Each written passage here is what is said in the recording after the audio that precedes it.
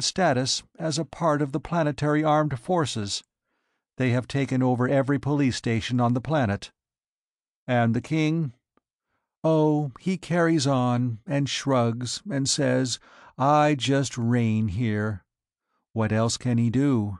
We've been whittling down and filching away the powers of the throne for the last 3 centuries. What is Prince Bentrick doing? And why did he think there was danger that you two would be used as hostages? He's going to fight, she said. Don't ask me how, or what with.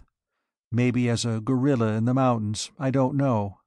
But if he can't lick them, he won't join them. I wanted to stay with him and help him. He told me I could help him best by placing myself and Stephen where he wouldn't worry about us. I wanted to stay, the boy said. I could have fought with him, but he said that I must take care of Mother, and if he were killed, I must be able to avenge him. You talk like a sword-worlder. I told you that once before. He hesitated, then turned again to Princess Bentrick. How is little Princess Myrna? He asked, and then, trying to be casual, added, and Lady Valerie. She seemed so clearly real and present to him, blue eyes and space-black hair, more real than Elaine had been to him for years. They're at Cragdale. They'll be safe there, I hope. 24. Attempting to conceal the presence on Tanith of Prince Bentrick's wife and son was pushing caution beyond necessity. Admitted that the news would leak back to Marduk via Gilgamesh, it was over 700 light-years to the latter and almost 1,000 from there to the former.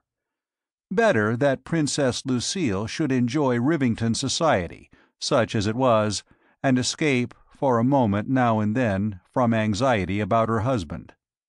At 10, no, almost 12, it had been a year and a half since Trask had left Marduk. The boy Count of Ravery was more easily diverted. At last he was among real space Vikings on a space Viking planet, and he was trying to be everywhere and see everything at once. No doubt he would be imagining himself a space Viking, returning to Marduk with a vast armada to rescue his father and the king from Zaspar Makan. Trask was satisfied with that.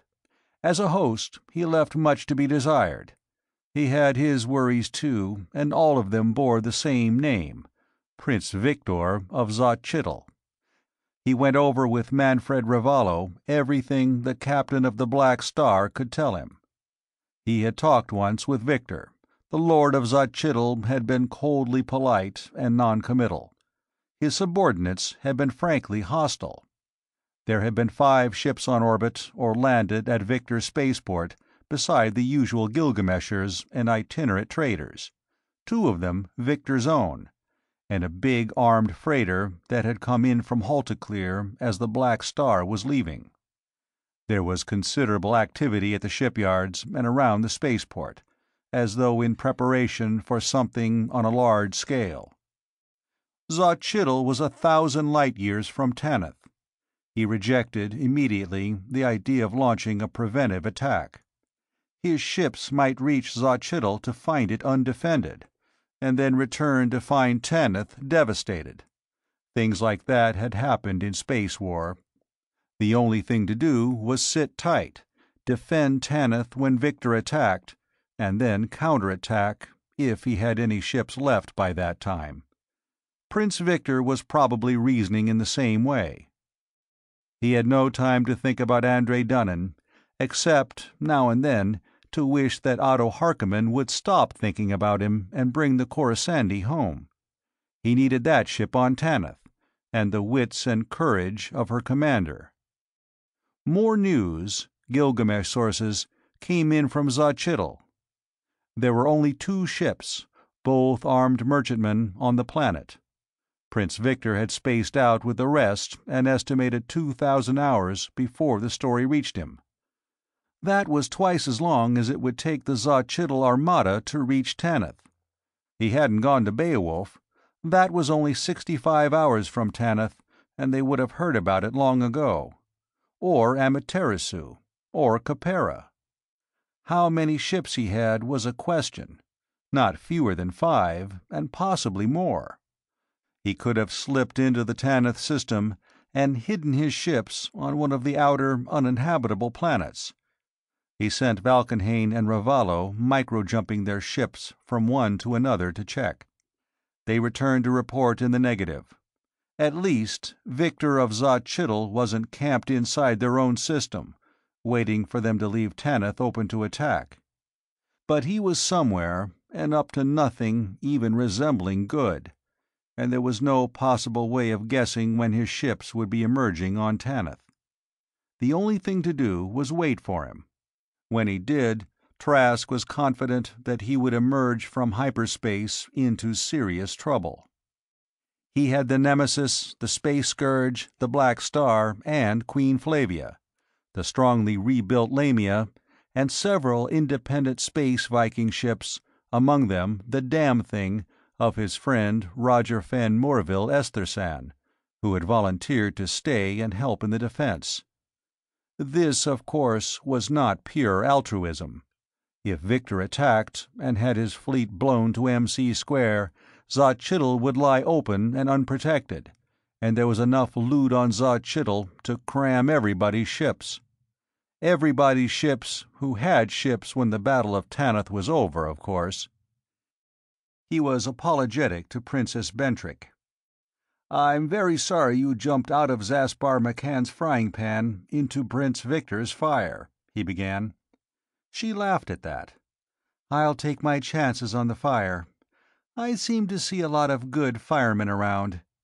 If there is a battle, you will see that Stephen's in a safe place, won't you?" "In a space attack, there are no safe places. I'll keep him with me." The young Count of Ravery wanted to know which ship he would serve on when the attack came. "Well, you won't be on any ship, Count. You'll be on my staff." 2 days later, the Coruscant came out of hyperspace. Harkonnen was guardedly noncommittal by screen. Trask took a landing craft and went out to meet the ship. "Marduk doesn't like us anymore," Harkonnen told him. "They have ships on all their trade planets, and they all have orders to fire on any, repeat, any space Vikings, including the ships of the self-styled Prince of Tanith. I got this from Captain Garavay of the Vindex. After we were through talking, we fought a nice little ship-to-ship action for him to make films of. I don't think anybody could see anything wrong with it." "This order came from McCann?" "From the Admiral commanding. He isn't your friend Schefter. Schefter retired, on account of, quote, ill health, unquote. He is now in a, quote, hospital, unquote. Where's Prince Bentrick?" "Nobody knows. Charges of high treason were brought against him, and he just vanished. Gone underground, or secretly arrested and executed, take your choice." He wondered just what he'd tell Princess Lucille and Count Stephen. "They have ships on all the planets they trade with. 14 of them. That isn't to catch Dunnan. That's to disperse the Navy away from Marduk. They don't trust the Navy. Is Prince Edvard still Prime Minister?" "Yes, as of Garavay's last information. It seems McCann is behaving in a scrupulously legal manner, outside of making his people's watchman part of the armed forces.